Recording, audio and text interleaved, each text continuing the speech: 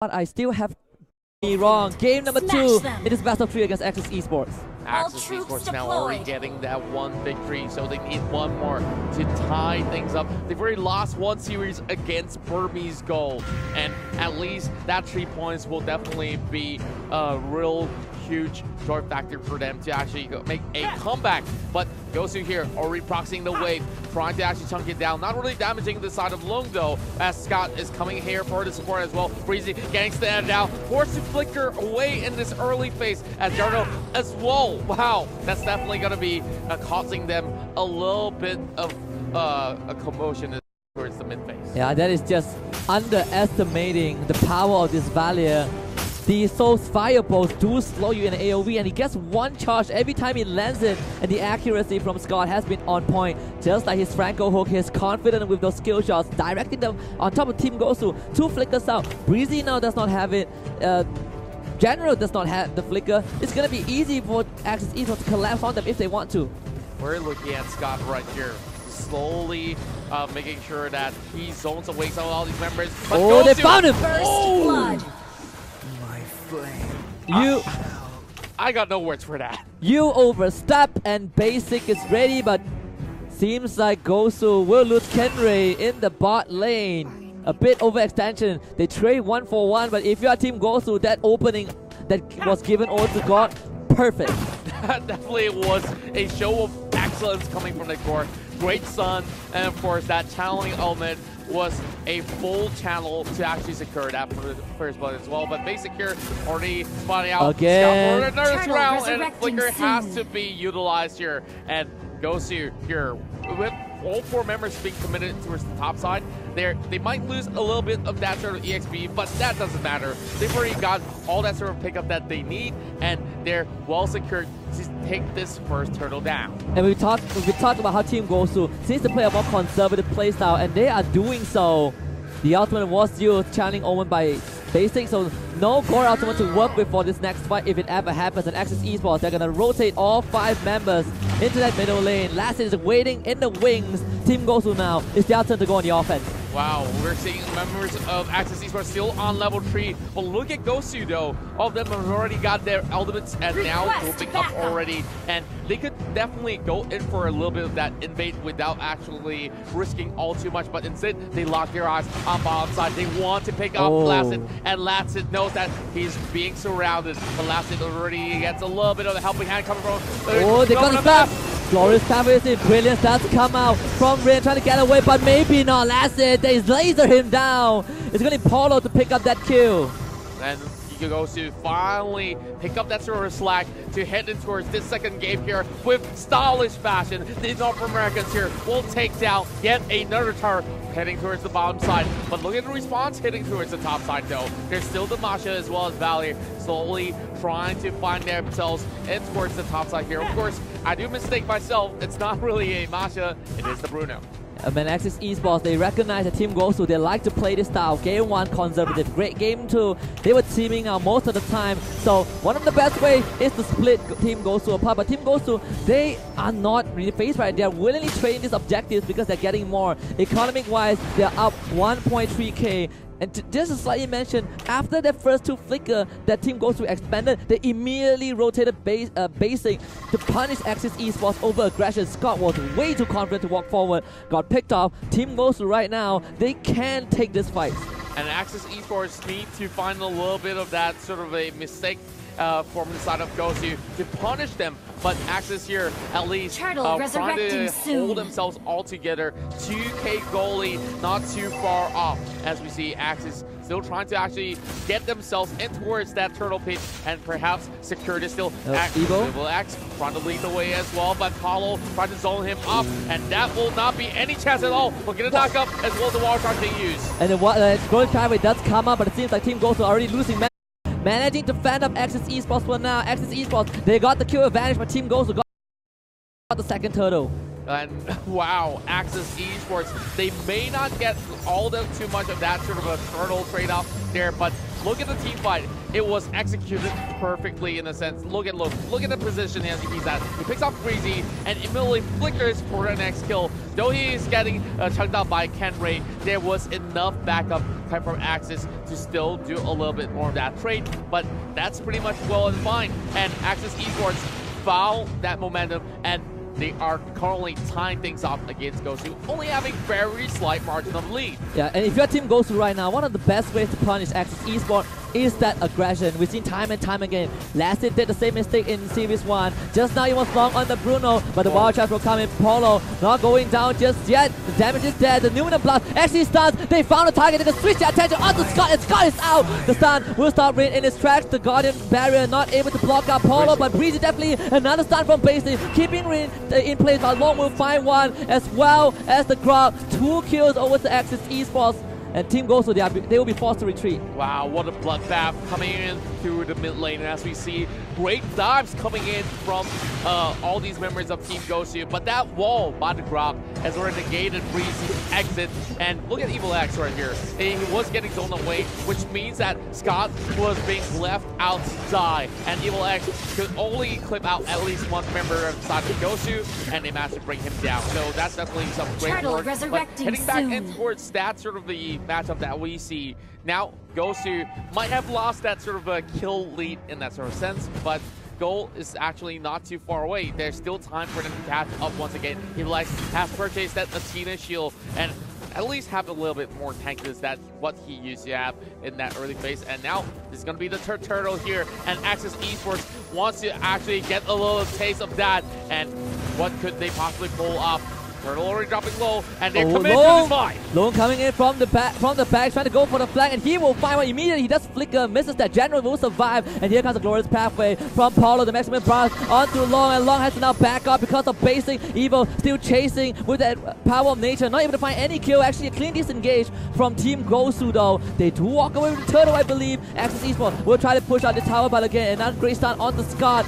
Basic was a marksman, is a marksman. Team Gosu defend off Axis Esports. Clean as a whistle. Team Gosu managed to secure all these turtles without actually risking their lives. And Breezy, as much as we see them having a shaky start in Game 1, Game 2, they look like different monsters in this matchup. Henry being forced to flicker away, but they're still giving a little bit more chase. But Scott will not go into that hot pursuit. So indeed, 2 seconds left before the first Lord will appear towards the lower side of the river. And look at Gosu. Now that they could slowly take their sweet time, reset those waves, and prepare for the next fight. But Axis Esports here are securing this rotation and towards the jungle, and they are trying to block the entry points and looking for the kill over bot side. They want Kenray dead, and Kenray will try to buy time. The rest of Team Gosu can come to the class. Kenray just going beeline towards the rest of the team, but we will find a kill first. Glorious pathway a bit too late, but Polo will go for the engage. He sounds the Warhorn. Evo is going on top of General, but there is Breezy in the back line. The front line is actually split for Team Gosu, and this is perfect for Team Axis. They want to collect back in. The Omen, the channeling Omen is there for Basic, but the damage was not enough. And now the Guardian's barrier will find the goal. Evil X will make sure Team Gosu goes down, and Axis Esports find 3. That was a huge swing, and Axis Esports now looking to secure that mid lane tower, and they have absolute control towards the bottom side as well. They can take this one down without any sort of a hassle, and Rin has already got that concentrated energy as well. So maybe after this, they will set up a bait in towards that corner of the river, and it's Team Gosu to make a move.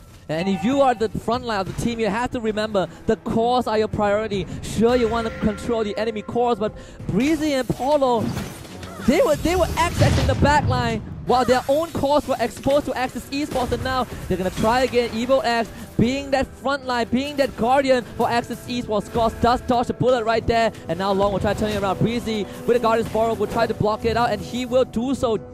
So the Lord will be disengaged by Axis Esports. Team Gosu still managing to fend off that attempt.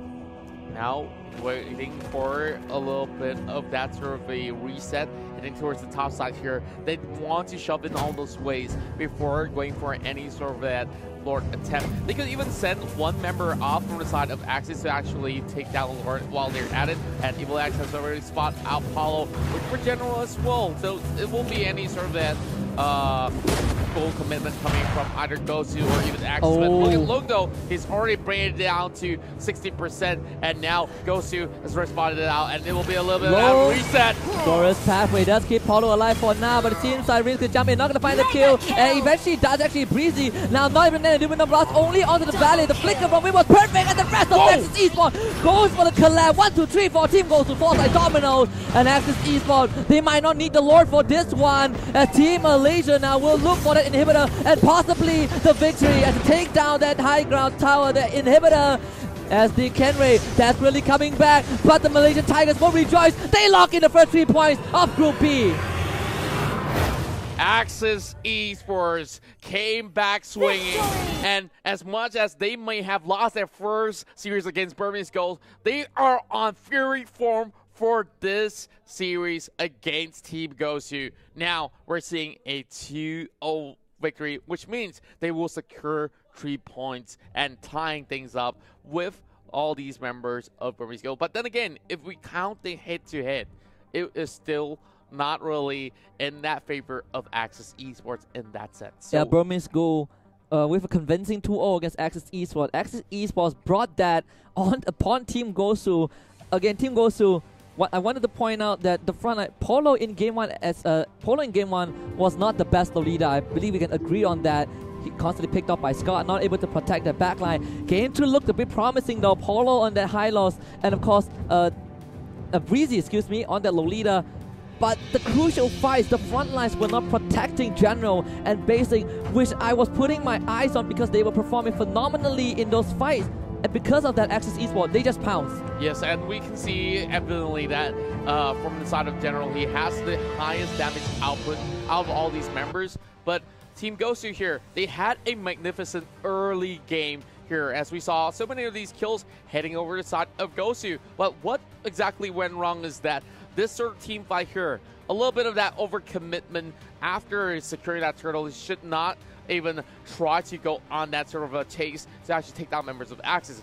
What he could have done is just fall back and try to reset and find a different sort of objective to actually secure. So Axis punishes them, even though they managed to take all these turtles in their hand. They've already lost way too much more of that sort of lead. And this is also one more example where we saw, of course, Breezy hopping right in. Paulo as well as Breezy got themselves in dangerous situations, and Breezy, of course, that was definitely some style points, but it doesn't really matter if you actually get called out all too much. But of course, I really like what Team Gosu has to offer, and I do hope that the next sort of matchups will be much better. And wow, look at this sort of fight. And this is the fight that actually gave Axis Esports the lead that they needed. Look at Paulo and Breezy. They came in from behind while the cores were exposed, and that Guardian barrier basically ended the fight right there. Evil X recognizes the opportunity, jump on the chance, this one as well. Axis Esports, they were constantly punishing the front lines of Team Gosu for not being in sync with the rest of the team. That's right, and of course, that Grok once again being the bane for Team Gosu, always blocking their pathway. And there were so many of all these great clutch moments coming in from Rin as well as Lunk to actually bring all these other members of Team Gosu down. So that should be a interview coming up for Axis Esports. So I'm definitely looking forward to what the boys have to say. But of course, as for Team Gosu, there's still more matches coming for the North American side as well for Group B. But this is definitely that good kickstart of the day where we saw, of course, it might just be 2-0s, but in between we see some flair, some great action, some great picks across the table, and I'm definitely looking forward for more. Yeah, and Axis Esports, they did bounce back. And speaking about bouncing back, we do have a winners interview with Team Axis Esports, so we're going to throw it to the host to ask what they feel of that 2-0. Thank you so much to all the casters here, and here with me, the winners for the match here. I have Scott from Axis Esports. Scott, how are you feeling today? Feeling good, feeling nervous sometimes also. Okay, you know, Scott, I have to ask you about this here. I know this has been a really early start for you guys here. 2 series has passed for you guys. You guys lost against Burmese Ghouls 2-0. Now coming back with a clean 2-0. What are your thoughts about today? Because, you know, are you guys going to be able to win the upcoming matches? I think we can win the upcoming matches. We will try to fix what we we learned from our first game against Bumi School, and we have like 2 or 3 matches before we played later. So I think we can fix our problem. Okay, speaking of problems here, I want to pry a little bit more. You said you guys have a little bit of issues against Burmese Ghouls. Mind sharing, what was it? We had like miscommunication problems, and maybe we didn't like properly discuss how we want to fight the Burmese Ghoul, and that's why we get the setback lah. Okay, speaking of it here, we've seen a lot of teams playing the Masha and also the Baxia into the meta here. Will you guys be bringing that flavor into the meta, or are you guys going to be sticking to your old comfort styles? But maybe we're going to stick to our old draft, old meta, because from our first game that we learned against Bumi School, we cannot bring it today lah. I don't think we have the confidence to bring it today. So we stick to the old meta, the old draft. okay, anything you're gonna be expecting after this year, later in the later stage of your match? I'm expecting Bumi School to be the champion of Group B. And What about you guys? we'll try to get the second place. Don't worry, we do our best. All right. That's Scott for you guys. Wish you all the best here, Scott. I hope you guys take it all the way here. But however, we're going to be taking a short break. But before that, let's take a look at what all the casters on the desk think about this interview. See you guys. Loving the humility that Access Esports have, and somehow, he come to reality and say, okay, maybe Burmese Ghoul will be able to take #1 spot, so we'll be settling for second place in that sort of sense. Yeah, let's crown Burmese Ghouls first, but we would still try to fight for the second spot. And him pointing out that there were communications issues, I think we can all agree it was pretty evident in that particular series. And they also said we're gonna bring out the true Access Esports. We're gonna stick with ourselves for that final best of 3. So with that being said, Series 2 is over. We'll go for a short break, and when we come back, more games of MLBB will be carried on. Do not go anywhere. You may have been denied. You may have hit rock bottom. You may have been craving for the lights.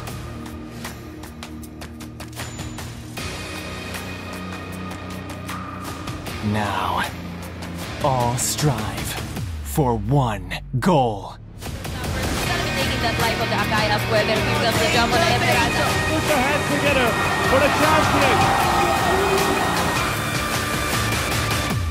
Do you have what it takes to be a champion worthy of the highest glory?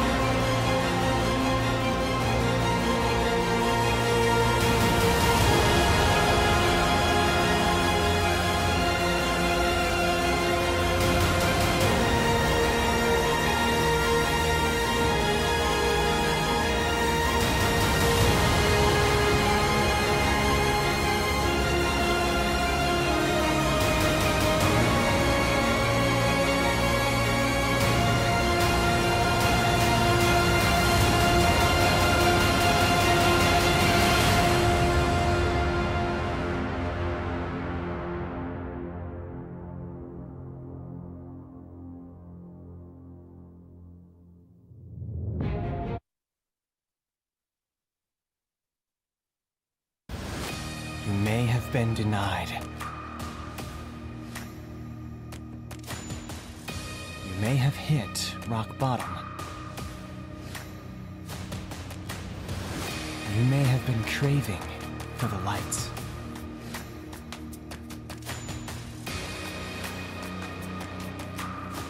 Now, all strive for one goal. Taking that life of the Akai as well. There comes the jump on the Emerald. Put your hands together for the champion.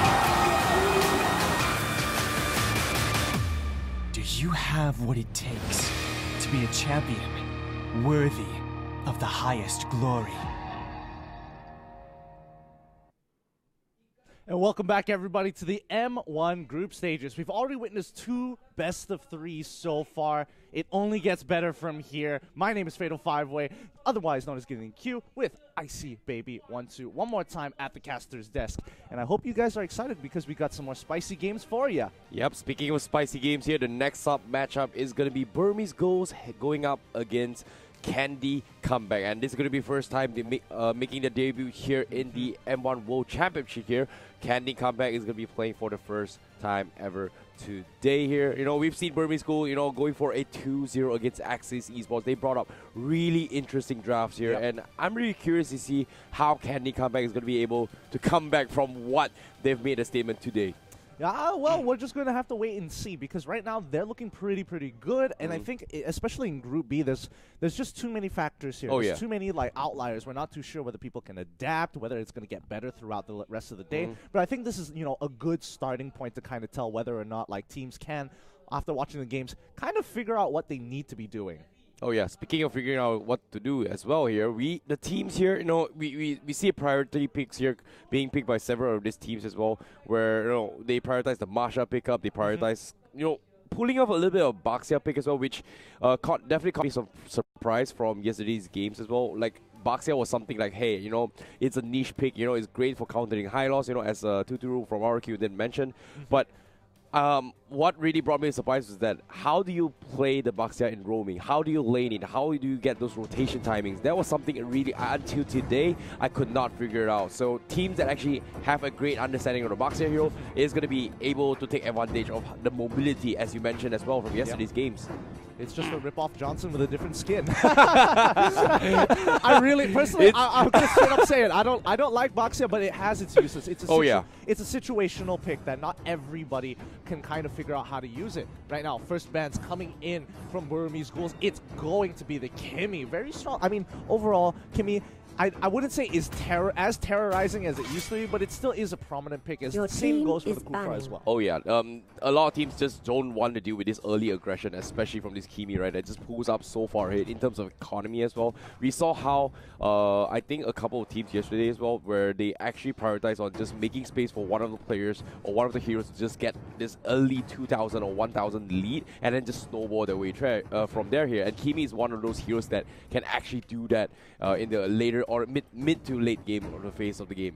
Yeah, and overall, I think I haven't seen it just yet. I haven't seen that, you know, that huge X factor within a lot of these. It's been off for quite some time now. Yeah. We haven't seen something too flashy. Export being the next ban here. I wouldn't be too surprised if they decide to ban out, you know, another priority pick, either whether maybe it could be the Harith, could be the Esmeralda, but then that kind of tells you where the team is pushing themselves towards to, but no big linchpin bans. Yeah, I think it's going to be standard bans here just for the first game, right? Considering it's the best of 3, usually the first game is where you test the waters, right? Not many teams actually played against Candy Comeback as well, and I wouldn't be surprised to see just a casual Kaja ban here, where you see a lot of teams tend to struggle against a Kaja pick here. Even yesterday's game, I think it was RRQ going up against what did it call again? Your team is picking. VFM. Okay. VFM. You know, the Kaja was a factor as well, I believe. Huge factor. Yeah, absolutely huge factor there. They were pretty much crushing with it so far. But I don't know. I just feel like the lack of presence from Cho so far. Oh, yeah. Because yes, he is easily countered by just timing your Purify very, very well. Yeah. But that's also something pretty difficult to do. Your team is immediately, picking. as we were talking about it, Kaja going to be the first pick coming in from Burmese. Grok. Nothing too surprising. Going to be the Grok. He's not going to have Kimmy next to him, so they're going to go easily for the Hylos. Wow, you know, opening things up here with the Grok as well as the Hylos here. We do see a couple of tanky S tier picks here. But what really caught me off guard was definitely the Bruno pick here. Like, today's games has been Brunos after Brunos after Brunos. Like, I'm not expecting this to come back in the manner right here. We saw it a couple times in the Malaysia-Singapore qualifiers, but it didn't work out as compared to other marksmen here. But in this regards, like, what I thought of Bruno here, I feel like it's okay, you know, the range is okay, but it all comes down towards the tanks and then just transition towards the later stage and just snowball their way through. Yeah, personally, I definitely agree. I would prefer a marksman that kind of, you know, synergizes more with the tanks rather than have someone whose sole objective is to kind of peel them off. And they could go for their marksman. It looks like they're going to go for the jawhead instead. We're not sure whether he's going to be into, you know, the support role or the fighter role, but it's more looking towards the support role. Towards the fighter role more than the support role here. Only because when you have something like Kaja, you don't have something that can really peel them off. And I think Candy come back pretty happy with their draft so far. They don't have the counter pick of carry because they picked it for themselves. Their Grok is going to be happy and safe. Oh yeah, and not to mention as well, we did see Burmese Ghouls play earlier today as well. Like, they picked the jawhead as a fighter as well, and it really popped off, just going for those ejectors, catching those enemies, and casual wall, maybe just toss him over, and then it's like, you know, hey, you know, if you toss it over, he tries to flicker away, you have to force those kind of high mobility spells or utilities here just to escape from those kind of catches here, and it's kind of definitely going to be hard here, but you can see the adaptability coming from Burmese Ghouls. They want to go for those kind of pick-off potentials, like, you're going for Kaja, you know, some teams even prioritize, like, what, you know what, let's go for Mincita, Franco all the way through, and it feels like just based on the drops here, opening drops from Burmese Ghouls, they definitely want to do something like that, you know. Go for Divine Judgment, you know, if it's too near, okay, fine, there's an ejector, toss him away even further to the tier 2, like tier 3, heading to tier 2, kind of distance. I definitely agree there. I think right now what they kind of need is the damage to kind of to pair them with, and I think it's really smart that they decide to ban out the Valier, because it's like, oh yeah, you could potentially go for a double mage and then maybe get full lockdown with a Franco as well, and that's not too out of the ordinary, surprisingly enough. Can they come back strong pick with the Badang here? They have a good idea that, like, oh, no matter what, our fighter role is going to take, you know, quite a beating. We might as well let him scale, have somebody who can have a safe lane, sit back, Kui Gong Fist all day long. Badang is the pick. Well, you know, the Fist Crack does bring so much value in the overall team fights alongside Groks, right? Like, if you have this Grok wall alongside the Badang wall, it's like you're doing double the explosion. So it's just overall just dishes out a huge amount of damage in terms of CC. But escaping it is going to be easy here, considering they have a Lunox coming from Kid as well, who's going to be, you know, very, very nicely done as well. I think the earlier games against the Axis as well, he played fantastically brilliant coming in from Burmese Ghouls. But yeah, this is the marksman here I'm going to talk about as well. Cloud, one of the least favorite now in the terms of the meta here, but if you go for a support emblem with the Avarice here, you're definitely going to be able to scale a little bit more in terms of economy, but not many teams do go that, you know. So if they go for the, like, let's say the Bounty Hunter here, Burmese Ghouls definitely going to try and set things up for this Cloud to get some kills. So I don't know, but I think seems like a 50-50 draft, but you know, what are thoughts of the last pick here? Uranian is it? I mean, Gushin, sorry, Gato Gacha and oh, it's Gato, sorry. Yeah. Oh, I think overall, I think the Claude is a pretty decent pick overall. Like,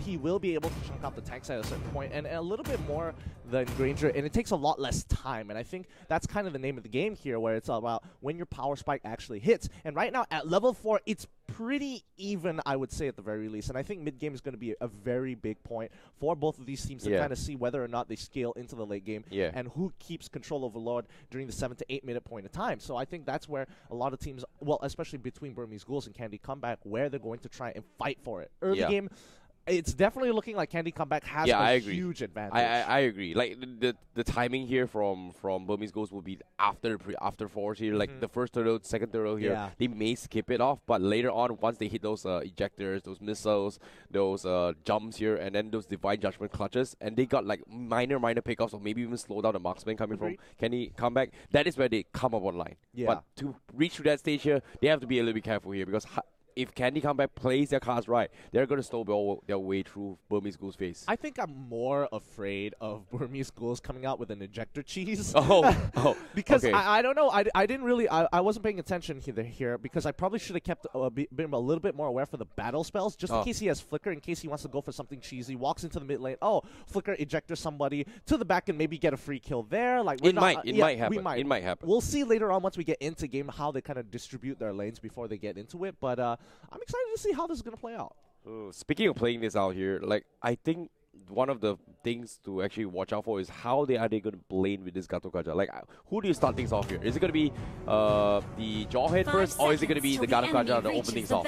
That's something I want to see from Cyberme's goal, because that is going to be the question marks coming from Candy Comeback. Like, who do we deal with first? Do we deal with the Jawhead, or do we deal with Gato Kaja, or do we focus on Kaja? Who do you focus on? Well, personally, I feel like Jawhead is probably going to get a little bit more support from the rest of the team, because he can set up fights easily. He walks in, purposely starts off with the smart missiles, ejector someone backwards, and then hopefully catch somebody off. And immediately you can see that Candy Comeback is just like, yeah, we're going to punish your top side. We know that we have the better level 1. We're just going to take everything from top side from you. Burmese Ghouls, good response. Not going to be as fast, and this might cost them. Oh wow, very quick rotations here. They come in for the buff as well. Here comes the wall as well. They catch 3. Everyone just come their way through here. And Burmese Ghouls, they somehow survive. They come out on top with the first blood here. Lunox, Kid, 0-0 just doing so much work here. And they will get another one as well. Nice decision here as well. Conan, you made a mistake. Stuck at the wall. And now they just lose 2. Not all. They lost 4. Burmese Ghouls, they come out on top. How?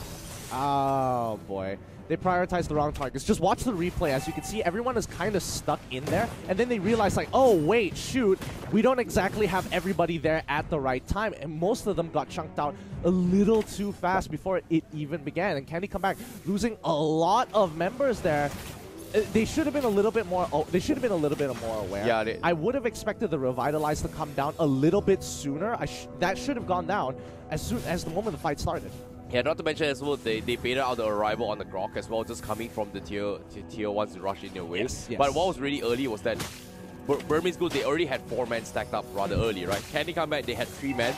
They were fighting 3v4 for a period about a good solid 5 to 6 seconds, which gave them this disadvantage in terms of losing the health, which was a little bit unfortunate though. But oh, here's Gushen here goes in for the swipe here. Unfortunately, doesn't connect here because right now the darkness is here. He gets 2 kids, 0-0-1. Oh, one more. Almost getting the double kill there. Yeah, Candy Comeback still holding on a little bit harder than they should here. And I think the Gato is actually being pretty useful because Ice has been finding some great catches with the taunts, and they kind of switch supports now. They see that they need Claude to kind of rotate a little bit more, so Kaja comes to help them out. Norse taking quite a bit of damage here. The Darkening is coming out. Easy Master of Thievery for the bottom side. Claude gets a free kill for himself.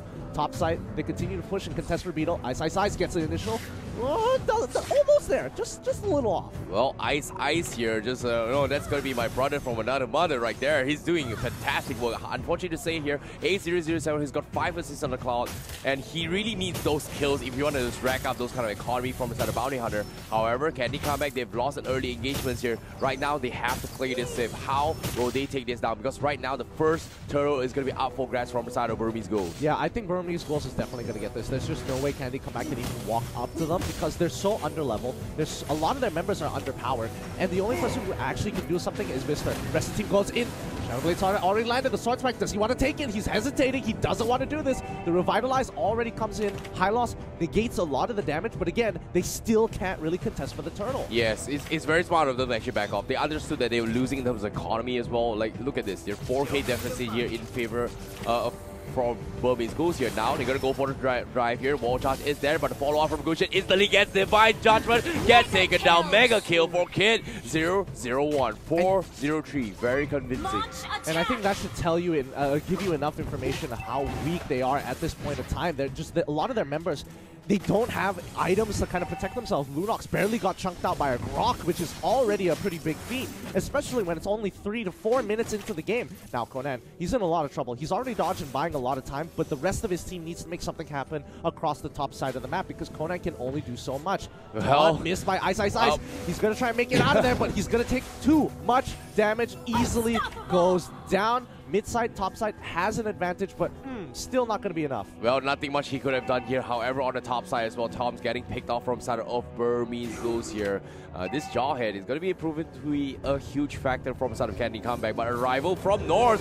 Where is he going? They're heading down south here. North, you're all by yourself. Are you going to be able to defend this here? Wall charge missing, doesn't connect. Gets baited. Maybe Maybe with the flicker. Oops, Here that's comes the jaw hand. Oh! Oh, the clutch ejector! Oh! BB and DV! Alright, that was clean. If he ejected it, he had to quick flicker that ejector, man, because there's no time to actually aim it. If he focused it towards his tower, he would have gotten the kill. There were no minions there to actually protect him. That would have been a sick kill. But still, that was a sick dodge as well. However, it's not over yet. Candy come back. They try to defend against, but North! The damage from Darkness. One more hit. Oh, Kid 001.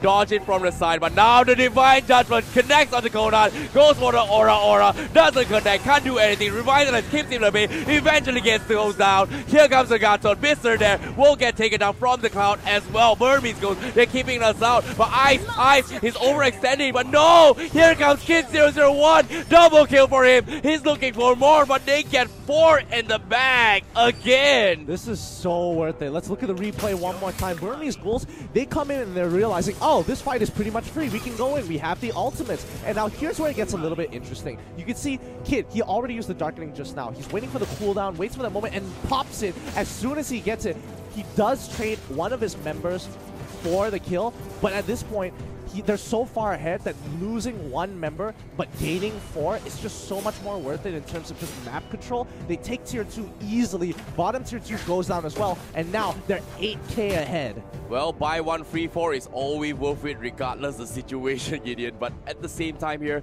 fantastic performance coming from Burmese Ghouls. You know, great decision coming from Kid 001. And the entire team here looks super solid. Ice with the supports as well. You saw how Gato was just going hammer in front and the front lines, right? Yeah. 2-0-8. How is it not dead yet? Yeah, I don't know. I think Gato right now, he's a very early mid-centric, mid-game-centric hero. And he does a lot. Well, he does a decent amount. But I think overall, it's just not looking too good for Candy come back here.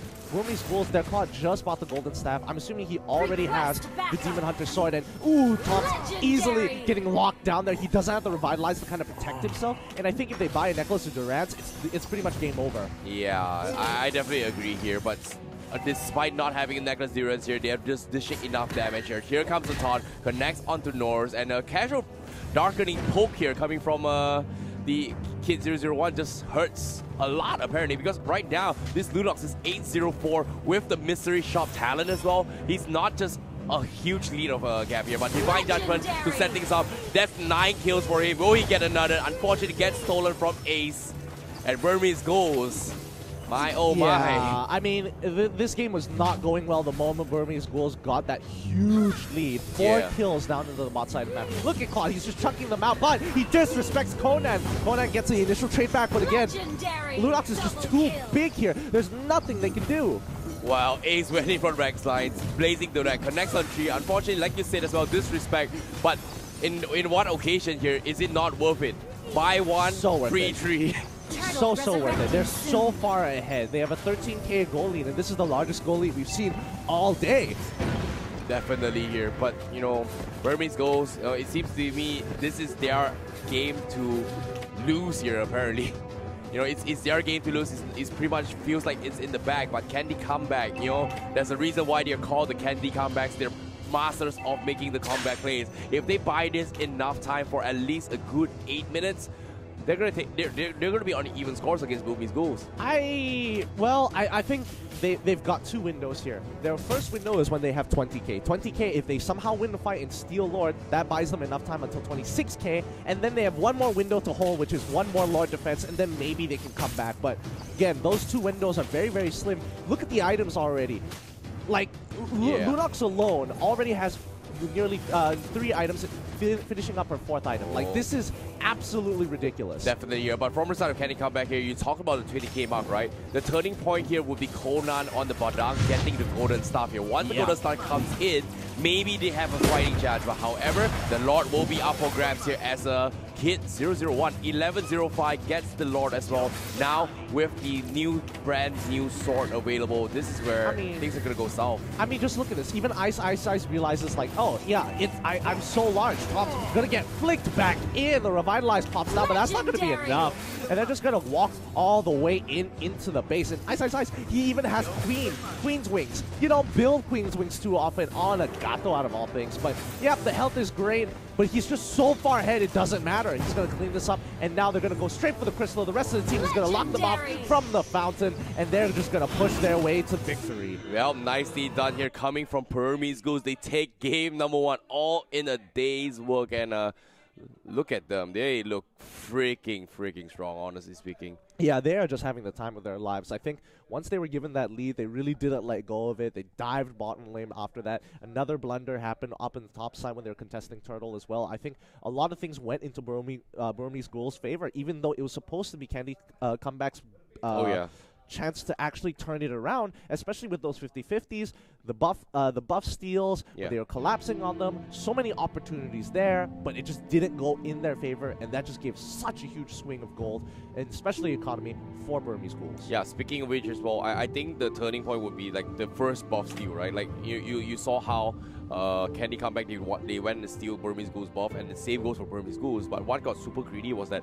the rotation line from that one end to one end took so long. They committed the arrival from Grok, but they just didn't have like the manpower to go on a 4 versus 4 fight, which led them to the demise here. And we know how strong the Lunox is in level 1, right? Just because you can just spam those brilliants. But no surprises there. Here's the MVP. Look at the damage output, 34% as well. Amazing, beautiful done. Yeah, this was the fight I was talking about here. It's that Revitalize was just too late. It was so late. It should have been soon. It should have been much sooner to kind of protect the team, but I think a really good catch by Ice there with the triple taunt, and I think that's a really big, it's such a small factor, but it's a really big game changer because it slows you down from actually using such a crucial ability. Yeah, but what was really ridiculous was that he was so close to the level 2 after getting the first kill, level 2 versus level 1, right? Spam on the Lunox, and before the first creep wave, Kid 001 is already level 3. Yep. I mean, he has a wave, he has the buff, both of them are already a level 3, and then it's just who uses their abilities and spells a little bit more effectively. And I think this is a really clean game coming from Burmese Ghouls. Yeah. They know how to close out games, they know how to push a lead, which is very good to say the least. And it didn't help that Ice was on Gato because, man, that Sky Guardian's avatar, whew, those tower dives, it's just impossible to really protect even yourself. This one as well. Look at him. He was just like so close. And at this point, he was like, what, 208 already? Yep. He hasn't died a single time. He's committed. He's always been going for those kind of risky plays. Even here, he's tanking tower at least half health. And I'm like, yeah, there's nothing much Candy Comeback can do. I mean, literally, he's huge. He's literally huge. There's nothing more I can say about that. But yeah, I think Candy Comeback has to really kind of think about not think too hard about this game because it really came down to 2 factors, which is you messed up the initial fight in the early stages of the game, and that really snowballed out of control. Playing from behind at that point of time is kind of difficult because your team is early game centric. Oh yeah, definitely. And speaking of early game centric as well, I feel like it's definitely something that they have to think about as well. Keeping in fact that Burmese Ghouls, they understand they are not afraid to apply pressure, and they need to find a way to kind of like bait them into a situation where, hey, Burmese Ghoul, you're disrespecting us, let's punish you kind of situation. But it's definitely tough to pull it off because they have so much experience. They don't fall for this kind of traps very easily. I mean, not to mention that their team composition doesn't really have like a lot of they have a lot of strong engagement, not a lot of setup. Oh yeah. But speaking of setups as well, I feel like in terms of from the start of Candy Comeback, right? Like they needed the Hylos to go out of control. They needed the Grok to go out of control. But ever since the new changes onto the Grok, right? Instead of having like 4 seconds cooldown, you got like a 6 seconds cooldown with the swing. I feel like Grok has really significantly take a toll in the current meta. No, like, I think that makes him because the payoff it's balanced. It's balanced now. For me, it's balanced. I wouldn't say he's the okay. Back then, it's a payoff. Broken. It's Back definitely then he was a payoff. super broken. I definitely think it was a payoff. You do sacrifice a little bit of cooldowns, but like, what is 2 seconds really? 2 seconds is your time of literally holding the button. True, you're literally holding the button for that 2 seconds. That 2 additional seconds allows him to be almost permanently immune. I'm not even joking. But like, almost permanently immune. The payoff is you get an extra 200 damage on top of your 400 damage that you have on it. So that's like, your team I don't know, like, oh, I'm immune, but at level 1 I can chunk out pretty much almost your whole health bars. It's like, that's, I don't exactly agree with that. That's something a hard pass, but yeah. Starting off with the draft, Burmese Ghouls going to start off strong. Kaja band here. Candy Comeback with the Kimi Kufra, it's Your looking to be the team same is sort of ban banning. so far. Yeah, and not to mention as well, they're not afraid to contest against Xbox as well, because Xbox pretty much let slid here the entire drafts as well. And Grok as well, I think, is going to be one of the heroes to just completely ignore. Masha, I think. The thing is, Candy Comeback has to kind of make the decision for themselves, like what they want to let through. And I think for the most part, Grok is great for them. Xborg is kind of interesting because it might not necessarily work out. But, Burmese Ghouls has the choice. Okay. And Your Xborg is going to be team the is pick. picking. Now, do they pick up the Grok here, or do they want something else? Yeah, Grok for sure. Your Grok for sure. team Like is it's picking. definitely a hero you don't want to pass off as well. We talked about S tiers, right? Top two S tiers right now with highest tanking abilities. Definitely high loss and Grok, right? Yeah. Gato is on that Your level, team but is we saw how picking. Gato was a bit, hesitant to go for the commit here. But the only reason why Burmese Ghouls with the Gato Gacha was able to commit so much and just snowball their way through is just because they had this initial lead. Yeah. But despite that, his HP was dropping so far. You saw how it's like they were like 4K ahead in terms of economy, but Gato almost died most of the times against Candy Comeback, right? Agreed. So imagine if they had the same economy, things would be a little bit different now. I think more importantly, why Gato is like very situational. Like he wins game. If you have a lead, he wins games hard. However, like he doesn't have a lot of wave clear. His CC is strong. He's decently tanky, but his base stats overall aren't as good as something like a Grok as a high loss. Your team and I think is that's where it kind picking. of like, when the situation arises and you're running out of tanks, Gato is not too bad. Masha as well as Your Lolita are going team to be is the initial lock-ins for Candy Comeback. Very ideal, especially with the Masha. We all know Masha has kind of been devastating the tournament so far. Every time someone picks a Masha, it's like it's something that you have to worry about. On the other hand, Burmese Ghoul is going to be locking in both. Going to be locking in the Lunox, High Loss, as well as the Jawhead. Yeah, a little bit of displacement and stunts here. Crowd control is going to be nice. But from the side of Burmese Ghouls here, we had, like you said, Masha, Lolita, and Esmeralda. They have so much to open things up towards the mage drafts as well as towards the marksman's division here. Because right now, it seems that, hey, I can play a little bit of Esmeralda here. I can play a little bit of Chang'e as well, which is smart because Burmese Ghouls, they had banned it off. That's definitely something they need to worry about as well.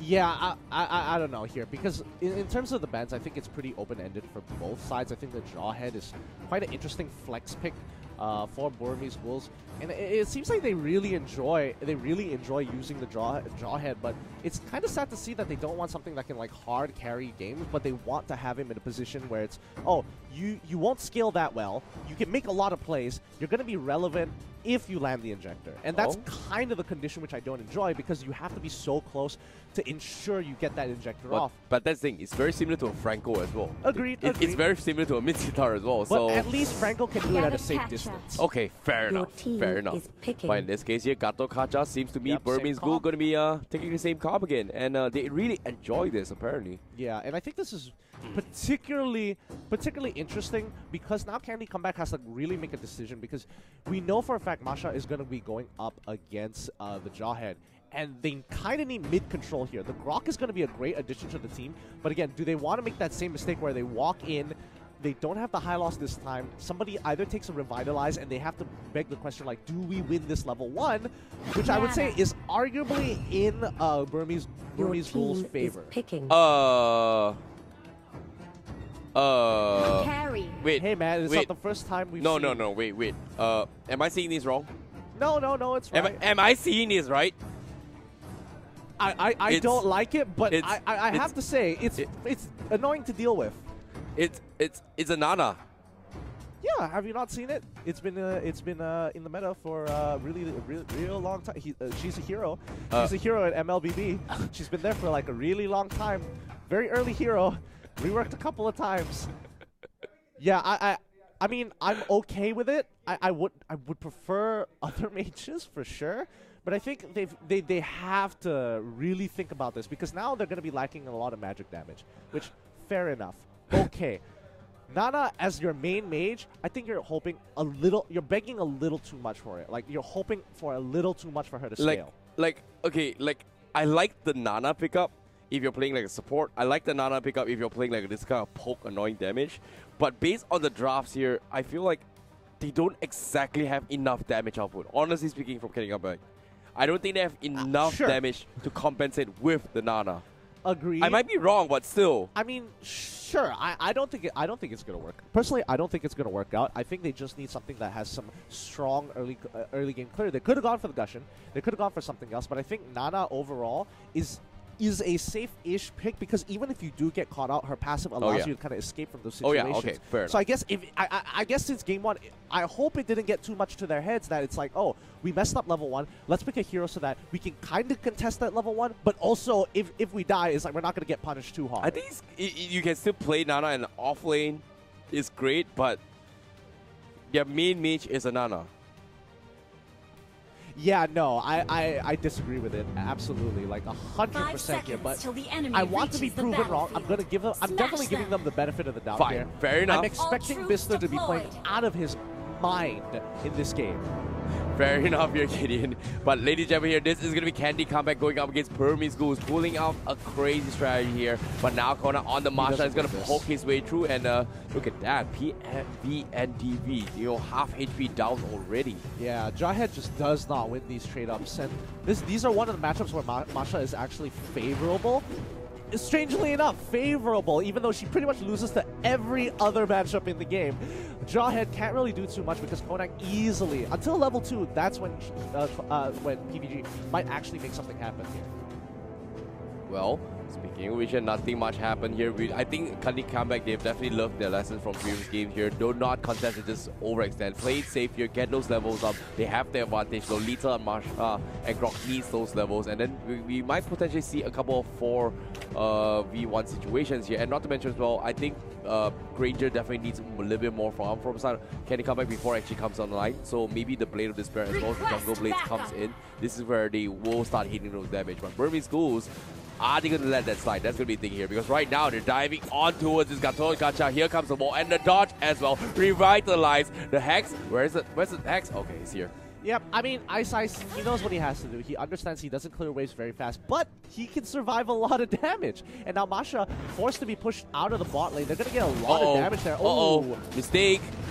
Yeah, no, it's still okay. They're dedicating too many resources on top side. They're losing pressure mid and bottom. And again, another kill going over. But let's look at the replay one more time, because if you look at the mini-map in the replay itself, you can see that Jawhead has free farm down to the bot lane. He's going to break that bottom lane very, very soon. Mid lane is so far ahead already, dedicating 4 members up into the top side, having so many there. They might have lost a lot more gold than they should have. Well, Burmese Ghouls, they try to play a little bit sneaky play. They're gonna shut them off here. I like this rotation as well. You saw how Kid01, they went to this buff here. The whole intention is just to buy time for PV and DV to take this tier 1 here. So great decision. Now the map is kind of open as well. This is where they're gonna go try and contest the turtle. Maybe try to buy a little bit of time here. Nana is level 5 now from the start of Candy Comeback. Yeah, I mean 2 minutes 30 seconds. They already have a turtle. They already have bot tier 1. They're going to be losing their bottom side a lot. Like, their entire jungle is going to slowly get collapsed. The mid lane is going to be broken down at some point. Burmese Ghouls are looking in prime position. Candy Comeback needs to get like a good fight in now. Well, speaking of which, will they be able to contest this here? Because as of now, Conan, he scouts out Gato once again here with the high and dry. He hits a lot here, but it's only one man here. And that thought for now. Here comes the dive. Maybe he's just gonna play a little bit sneaker here. Revitalize is there. Where's the glorious power? Here it is. They want to set things up here. They baited them. Candy Comeback just got baited. KK01. The flicker injector pulls one. Here's another. Now, Nana, you're gonna be a donkey. And I don't know what you're gonna be running here. Sorry, a raccoon in this regards. And that's pretty much pretty unlucky. I would say that was a pretty good 50-50 for Candy Comeback. I'm not gonna lie. Look at this replay. Look at Lolita. She has the Numenon Blast. Ice is just like, no, I'm not gonna let you do it. Had the Numenon Blast actually landed, they might have been able to pick up the Lunox before she was able to go into her next form. But unfortunately, Ice he had the eye. He saw the Numenon Blast coming. He caught 2 people off of the taunt. Yeah, I like how PV and DV was playing as well. Like the ejector toss, you talked about the flicker ejector was just devastating, and Candy Comeback did not expect that at all. And we were expecting Nana to just put out those dolls here, try and stall the track here, maybe even poke out a couple of frames, but unfortunately it just doesn't connect here. Yep, and now Conan, he's kind of in this awkward position where he needs to get farm, but there's just nothing he can really do about it. Like, even in the top side, he has to deal with the carry who just completely outranges him. Even at level 4, he has to go for an all-in, which he doesn't win at that point in time. So it's like, what can you really do? Oh, well, you can always kill off PV and DV right now because he's all by himself. His 2 guys diving in here, but at the same time, they have to back off. Kid 01 is on the side as well. Top side, Kid Ice gonna try and poke Conan as well, where he is gonna back off, but uh-oh, this is gonna be a dead one. Yep, North's gonna take a little too much. He thought he was out of range, takes a little bit too much damage, goes down, and Ice is just having the time of his life here. Like, the moment he has his ult, he's like, all right, let's go for a dive. And maybe he's walking around, he's not too scared of this. He knows Lunox is coming into the backside, pops the Revitalize, and now Conan is in trouble. Numenon Blast gonna slow that out just enough. They're gonna turn it around. They actually find a catch. Burmese Ghouls disrespect Candy, come back and get bit in the foot for it. Yeah, the Numenon Blast was a clutch one as well. And that was what they needed here. However, here comes the ejector, the taunt as well to set things off here. Now, they're going to give chase to Mister, and Mister will get taken down. Burmese Ghouls also splitting fight as Ace007 gets another one here. The 007 James Bond getting those kills, and here, closest to James Bond with the briefcase here, Taunt MVP is running away with cats between his toes. Oh, no. The ultimate is already there. He secures the kill. PV Ndimi, he's just holding his own, pops the regen, but the Sky Guardian's avatar just locks down Conan, and like Ice, he knows what he's doing. He is very confident that he's not gonna die. What a support, what a save here coming from Ice as well. Like, if he didn't dive that here, I'm pretty sure PV and DV would have just died dead in there. Yeah. What a clutch save. But now, the buff is gonna be out for contestants here. Burmese Ghouls, are they gonna take it? Unfortunately, the retribution from the Nana will secure it. Ice Queen 1 is up on Bister now, and Candy comeback. They're actually putting Burmese Ghoul at bay. I mean, they're trying to hold on, but again, we're looking at the gold. 8K goldie coming in from Burmese Ghouls. Burmese Ghouls really are taking their time here. Like, they don't want to make too many mistakes because, again, there's a lot of disengaged tools from Candy Comeback, and they just have to kind of choke them out until they have their next item power spike, which should be in about like 1 or 2K more to kind of finish off, especially for the carries. Yep, there it is. Athena Shield coming in for Ice. I'm worried for that. Like, the Athena Shield is going to be able to block out all the magical damage output coming from Nana as well, coming from Mister. And Mister right now has like the Ice Queen 1, so he needs a couple more items if you really want to scale as well into the later stage of the game. But it's tough. It's tough. Wow, really greedy build coming in from the carry. He's trying to build both the Endless Battle as well as the Golden Scepter at the same time. Why not? Yeah, it's like, I've got the extra gold. Don't worry about it, guys. Turtle here, Ice gonna stall their way through. Here comes the barrier as well. He's gonna try and buy things down. Candy comeback. Do they want to contest this here? But the shield coming from Lolita gets baited out. It seems to me they're gonna be focusing on the Turtle again from the side of Burmese Ghouls. Yep, and now Turtle going into the side of Burmese Ghouls. What they want to do after that is kind of really look for a potential dive, set up especially to get priority over the top side, and then look to play on the bottom side. Oh, hold that thought for now because Ice catches on the Nana. They can't seem to pop the Raccoon out, but Norse, he's gonna get paid off. The stun is there. Revive is a little bit too late. Here comes the Glorious Fireway. The Sky Guardian Avatar is there as well. Connects onto multiple players, and Tops, he's pretty much there. The double revitalize and the Tops back as well. The ejector for BB and DV. Oh my gosh. It's just the casual layup. Once in a while, he just comes on and is just like, hey, you think you're saving? Nope. Alley-oop, my friend. But I gotta see that here. That feels like a basketball scene all over here. Like, casually flickers. After the double viral. Where is it? Yeah. Oh, alley-oop. Wow. And not to mention, he was like, what, one step ahead? He anticipated him to do that before he actually did it. Wow. Yep. And now Ace got the golden staff, and then Carry is going to be pretty much unstoppable for the most part. Level 13 on top of that, like, oh boy, Candy comeback. They're in the exact same position that they were in the previous game. What a crazy game indeed here. But the lead here right now is about 10,000 ahead from the side of Burmese Ghouls. And I'm not too sure if Candy comeback can defend against this here.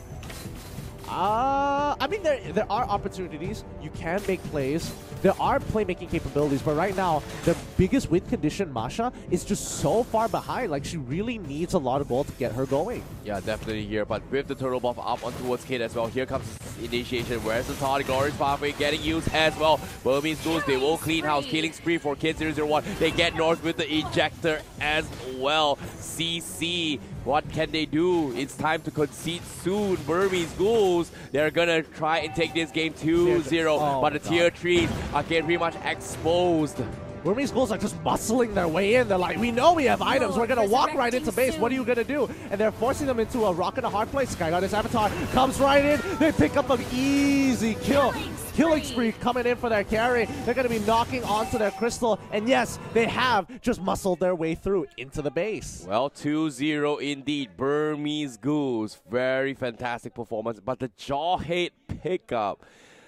Wow. It's super annoying. Yeah, it's annoying is one thing, but they've been winning so much with the Jawhead here. Well, we have to be very worried of what PVNDV is doing with the Jawhead. Well, I think PVNDV, I think when you give him something like a Jawhead, I'm not going to write it out entirely, but I think this isn't exactly the greatest showing. It kind of shows you the good points about Jawhead, but it doesn't show you the bad points because for once, Jawhead is he has a lead. He has a huge lead, and the rest of the team is kind of like plowing through the rest of the team. And the moment he gets the endless battle, it's like, all right, this is the mid game. This is where we dominate. Look at the goal differences between a lot of their carries. It's just so substantial that like he doesn't really need to do much but just make plays. He's not really looking to fight. He has to survive out the lane. He doesn't need to force out plays. Yeah, definitely here, and not to mention as well, I feel like in terms of laning, in terms of farming, in terms of just compositions and communication here, Burmese Ghouls is definitely on the upper hand in that regard. So they have the edge. They've been playing together for quite some time. Coming to ins here is pretty much a very convincing storm there. I hate to admit it here. They definitely had a very convincing 2-0 storm against Candy Comeback right there. Yeah, and they didn't even play super aggressive as well. No really big blunders coming in, especially for Candy Comeback. And I think at this point in time, Candy Comeback, they're playing the game very standardly, and I think they need to kind of rethink what they're trying to do. Because after game one, I think they lost a little bit of their confidence, and they went into something like Nana, which is super safe overall as a mage, but again, it doesn't bring that power, that punch you need to kind of break through and make a play, or at least catch off. Like, most of the time, people survive with a little bit of damage, and Nana isn't able to finish them off. Yeah, it's definitely. like, what can you do? But at the same time as well, I like how Burmese Ghouls played that as well, just because, like, you saw how they were always using the Hylos as bait, right? Every time they were, you know what, you just hit me, I'm a free target, I'm a free walking dummy target, and you can see that Candy Comeback, they committed to that. As soon as they commit, pops the Revitalize, pops the Glorious Cafe, hey, it's a bait, surprise, and that's exactly what they did here. Very nice execution and decision being made by Burmese Ghouls because they set up a perfect trap indeed. Yeah, and honestly, I think Ice is just an absolutely ridiculous support tank player. Like, he has been getting some great catches, but also, I don't know who's calling the shots here, but Ice is just always there ready to follow up. Yeah. Like, the timings for his Sky Guardian avatar is pretty ridiculous. It's a little uncanny that it's like either a little too early, but it works out, or he's just placed it in a place where it's just there is no winning. It's perfectly placed so there's no winning situation. Yeah, definitely here. And I like when you talk about those timings here, the assist was just fantastic to watch. If we talk about the farms as well on Kid 001, like, Kid 001, game number 1, fantastically. It was his show.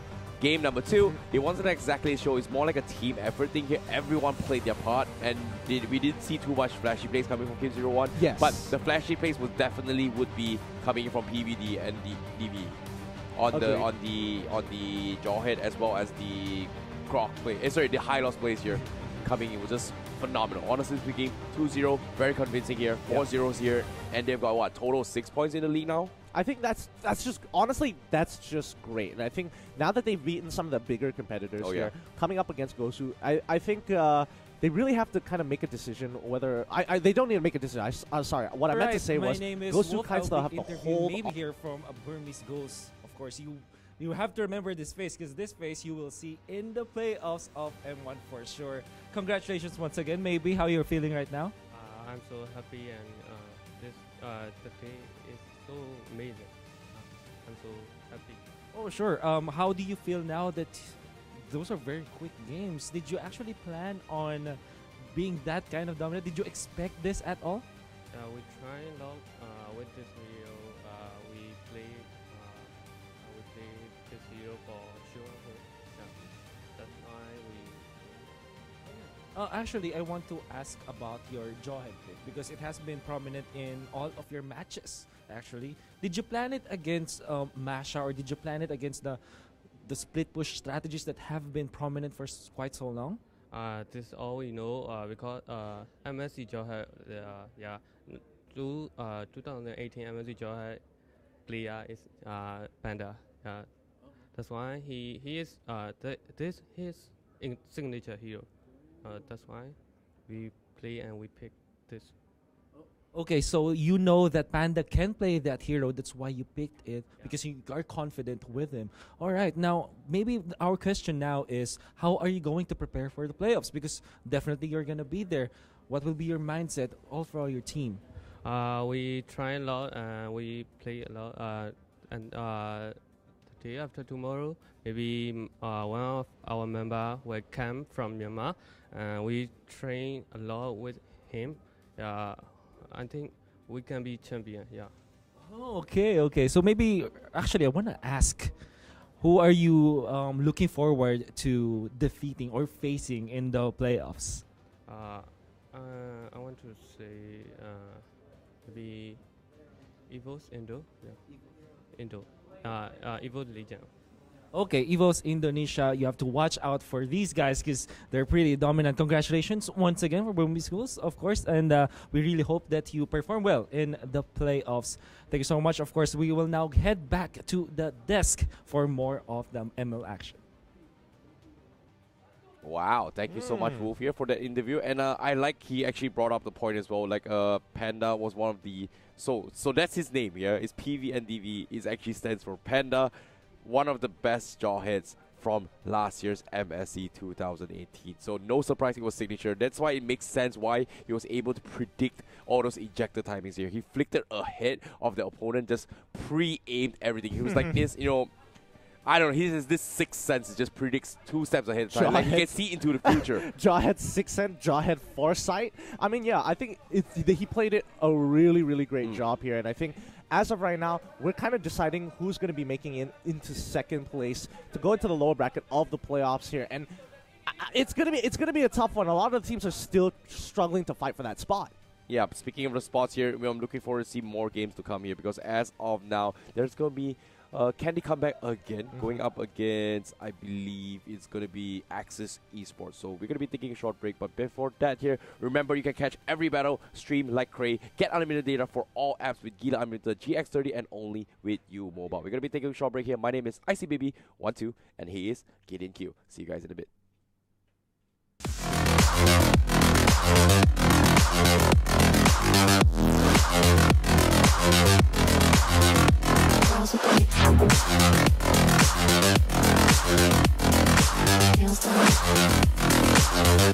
Girls with their nails done.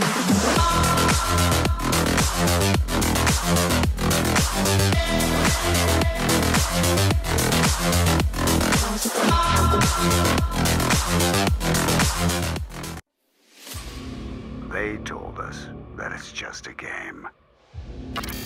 That nothing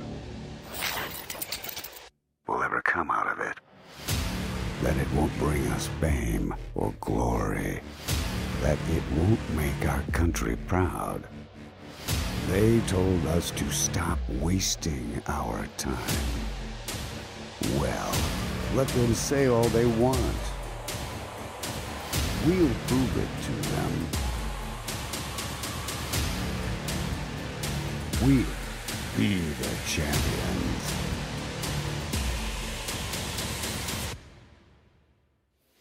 Mobile Legends Bang Bang World Championship 2019, M1. You may have been denied. You may have hit rock bottom. You may have been craving for the lights.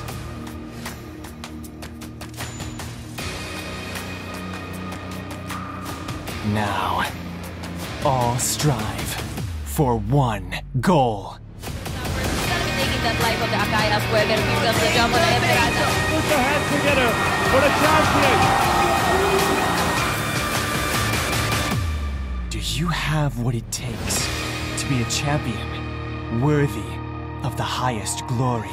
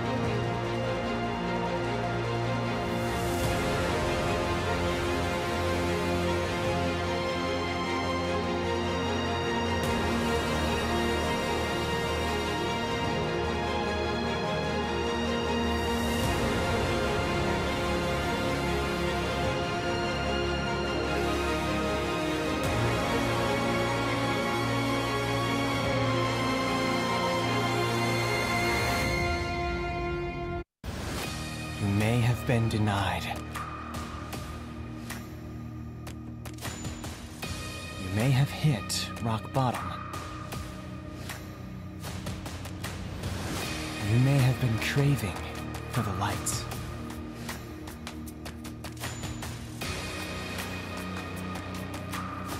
Now, all strive for one goal. Taking that life of the Akai as well. There comes the jump on the Emerald. Put your hands together for the champion. Do you have what it takes to be a champion worthy of the highest glory? That is the question for day number 2 of the group stages. We are now at our series number 4. Good afternoon, Manjin and Wolf Connection coming at your screen for the M1 World Championships. Why don't I feel the hype from you, Mr. Manjin? Did you have bad lunch or anything? No, I had coffee. You had coffee, so I had coffee. You're just warming up. I'm just warming up. You're just warming up. I'm just warming up, man. All right. Of course, M1 World Championship being brought to you by U Mobile. All right. Live stream on YouTube Gaming, and of course presented by Moonton. This is series number 4. All right. You know what? We've been seeing so many quick matches today. Yeah. And I think that for Candy Comeback and Team Gosu, they were the victims of when the past 2 teams, the Burmese Ghouls as well as Axis Esports, went on fire. So they are the recipient of the fire from both teams. Now, will Candy Comeback and Team Gosu make it different this time? Let's see if can they come back or Team Gosu home. I love it. Right? I love it. Right? Very well done. Very well done. This is the most important match of the day because both of these teams, they do struggle. Yeah, they do struggle for the past few for the past few games, and of course, they need points. They definitely need points, as they now have 0 points, and man, team, it's looking like Team Axis Esports and Team Burmese Ghouls already secured their slot in the playoffs. You know what? For Candy Comeback and Team Gosu, they need 2 zeros. So whoever wins game number 1 should bring it home or hit the home run, I would say. Yes. Because if they don't get 3 points at this time, their third match should be incoming later. Yeah. Will, automatically make them not qualified for the playoffs. Yep. So for both Candy Comeback and Team Gosu, this is the final game. This is their that they need to win. This is definitely their final chance, if not, well, at least second to the final chance. But it still is incredibly difficult because they need to score the 2 zeros against one another. You don't want any 2-1s here. Definitely not. If you are standing, if you are sitting in that M1 chair. Yeah. Actually, so I think we're gonna have ourselves a good brawl because Candy Comeback actually pulled off a very unusual pick. Yeah. Which is the Nana. But your it's favorite hero, right? It's your favorite hero, not my favorite hero. Don't put it on me. It's your favorite hero. Facts. Facts, bro. Hashtag facts. Hashtag facts. All right, so what's up with the Nana pick? I think they're trying to waste some plenty of resources from the other team. But again, the meta right now is not about going for team fights. It's all about, for me, at least, it's about the split. Okay. Right? I kind of want to expound on what you just said. All right. Yes, the idea for the Nana is for your opponents to spend all their ultimates, all their key timings on you, and you will be the soaker, technically speaking, the soaker of damage. Yes. Then your passive procs. Yeah. That to me is a very bad mindset when it comes to professional play, because what if your opponents just bait out your ultimate, your passive, I would say, and then you don't have anything else. Yeah. Plus, next is what really is the problem was the meta, like you said, is dependent on getting the objectives, getting the split pushes to happen. And if your opponents is not doing the all-in against you, your Nana pick will not be, effective at all. It's not going to be productive. But at least they do have the spam mechanic on that boomerang. So we're now seeing the players having fun because they know that they have nothing to lose. Nothing to lose. Nothing to win. But again, they do want that victory. They do want that point. They are indeed hungry. Look at this. Look at the faces. Oh, look at that. Okay. Look at that. A little bit of confidence. A little bit of confidence coming in from Team Gosu, man. Look at this. Look at this guy. This guy. I can see it in his face, dude. You can see it. He's having fun. In his face. He is having fun. Look at this. The lurk. The lurk from those eyes, bro. Yeah, it's all about the head movement. Look at this. The hybrid snake. A little bit of smile, a little bit of anger, but it's inevitable. We're going to hop into the game. It's going to be Team Gosu versus Candy Comeback. And like what Majin just asked earlier, is this Candy Comeback or Team Goes Home? Perfect. Team Gosu Home. Gosu Home. Team Gosu Home. Silent you right there. Okay, for team who is not yet Gosu Home. Yeah. Going home, sorry. It's the Kaja priority ban. Meanwhile, for Team Candy Comeback, it is the X-Borg. And they eliminated the Kufra. Once again, the double K support is now out of the game number 1. We know that this is like the standard ban for at least we saw that with that was Axis Esports that actually went for this double K bans, and now Team Gosu will do it like what the other team did. I think that they want to secure either the Harith or the Grok this time when Candy come back. We saw this exact same set of bans in the first series of the day. And what happened was the red side banned the X-Borg and the Harith. Yes. Which meant that the blue side will actually get the Grok. But this time, Chango is the ban from Candy Comeback. This is what you call respect. Respect the meta. Respect Don't want to deal with the long-range meteor shower. So Team Gosu will immediately pick that disengage. Hylos. It's in within his name. High loss? No, high win. It's supposed to be high win. Hylos has high win. I was trying to put a pun, but okay, I won't force it anymore. It should be high win right now. Well, right? The stats don't lie. Yes. The high pick rate of the high loss gives him the high win rate. Yes. All right. But of course, Kimi and the Grok, this is a classic combination already. Team Gosu, will they consider getting the carry this time? Because the gamble now for Team Gosu is that they can't necessarily go for a carry at this point because they don't know if this will be like a turbo push from Candy Comeback. And we know that if it's going to be a turbo push, the carry will struggle. Now the Lunox is picked by Team Gosu, but Candy Comeback still, they pick the Lunox. This is very interesting because this is a turbo draft. Yeah. Both of these teams picking really quick. Look, I like the Lolita and the instant Tams pick. It gives Team Gosu the sustain that they need. So I do like they're opening the supports right here. So still they're not giving any kind of specific offensive strategy that they have. Meanwhile, can they come back? Candy come back. Sorry, Candy come back. Going for the Lunox and the Kimi. So Lunox will go to the mid lane and Kimi will just go for the farm in the jungle. Oh yeah. This guy's just not taking it seriously. But he loves the camera, bro. He loves the camera. All right, Manjin, a little bit of a history lesson here. Candy Comeback came from the Thai Laos qualifier of M1. Yep.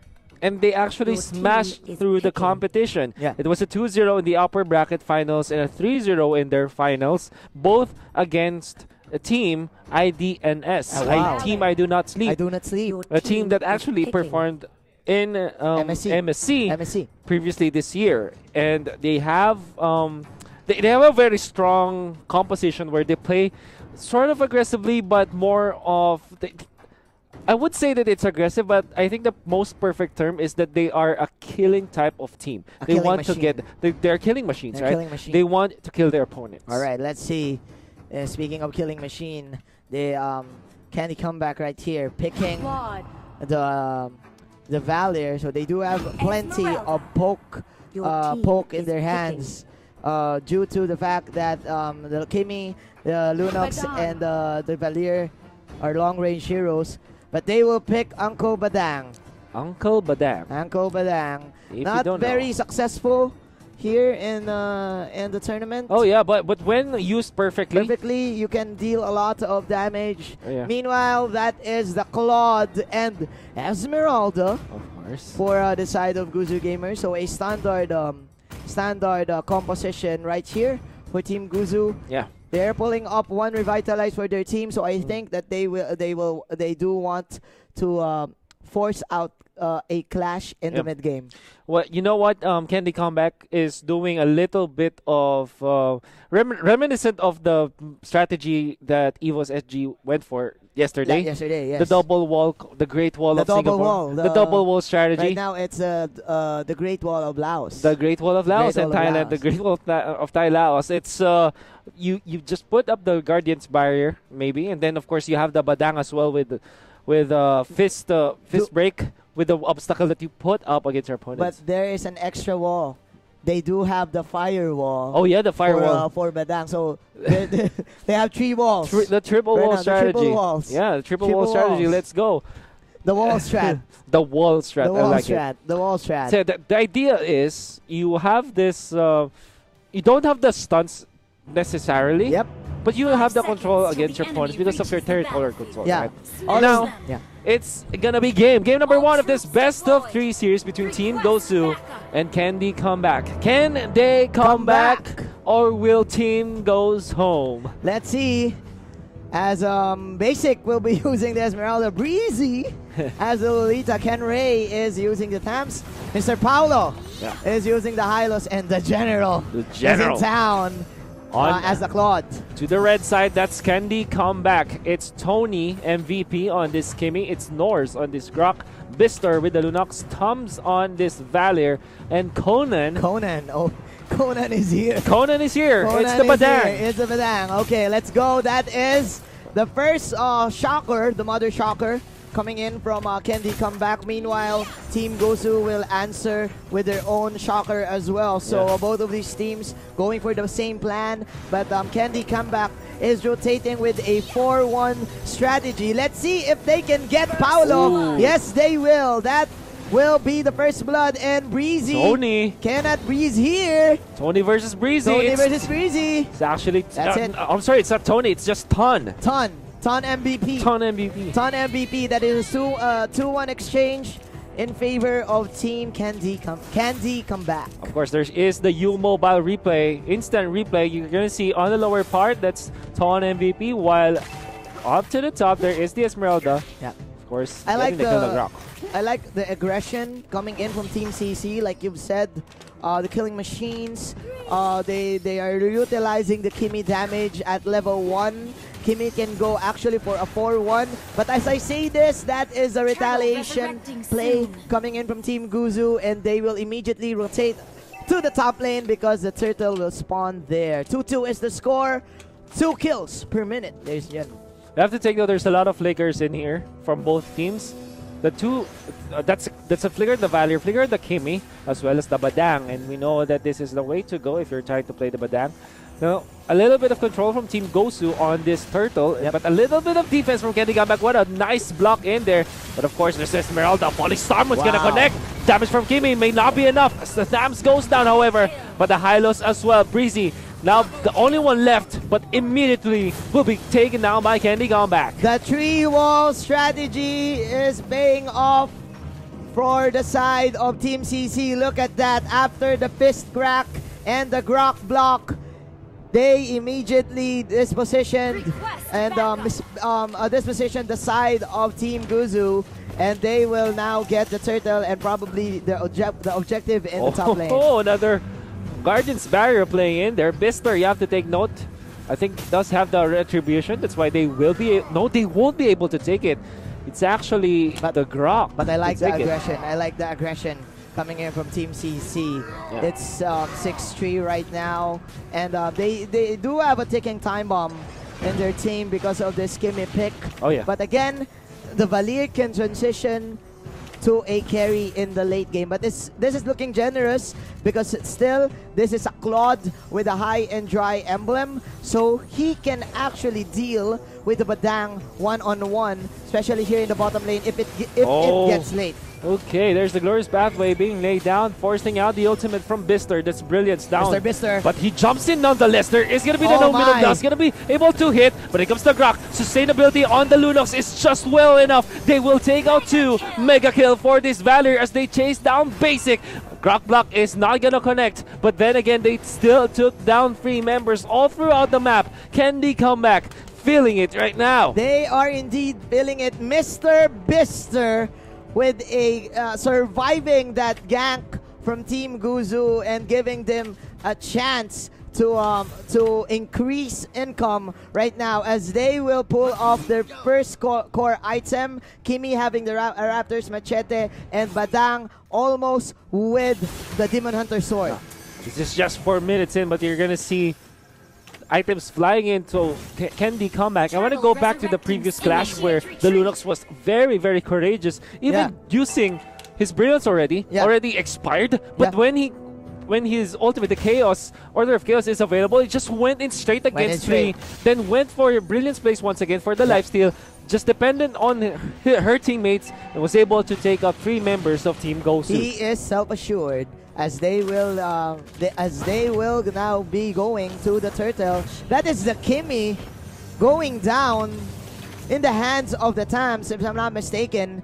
But again, Team Candy Comeback, they are dictating the tempo of this game. Team Gosu is having a hard time reacting to this. They will just push out the bottom tower and they will buy time for the Claude to get his power spike. Bloodlust Axe finally picked up by the Thams. Maybe this is go time for Team Gosu to put their Thams into the front lines. Because again, with the Festival of Blood, you have the Bloodlust Axe and the Cottonwood Inferno. Might be enough to be sustainable against his opponents. But now Paolo gonna be chased down. The wall charge committed. Where is the first pathway? There will be blood, however, as Hylos is gonna go down.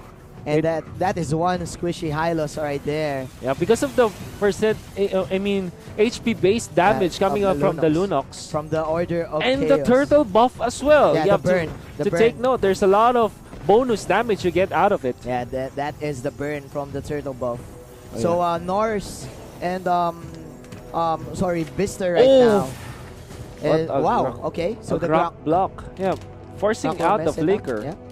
But again, Candy come back. They're just forcing out pick-offs, trying to hope to get 1. But again, there's no wild charge here for the Grok. That is the Revitalize. And the Kimi damage is just too legit.